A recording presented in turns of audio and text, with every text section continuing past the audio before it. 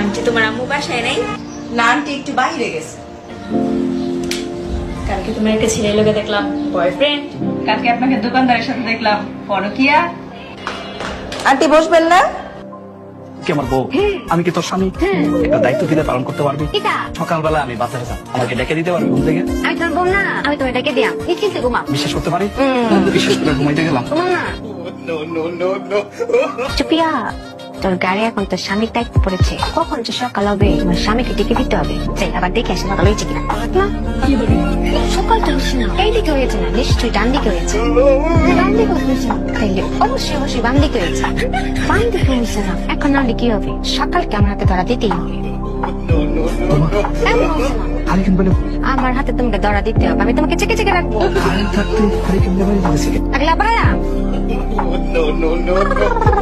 সকাল হচ্ছে না তো, উড়ে চোখে রে। কি শুরু করছিস? তুই কি আমার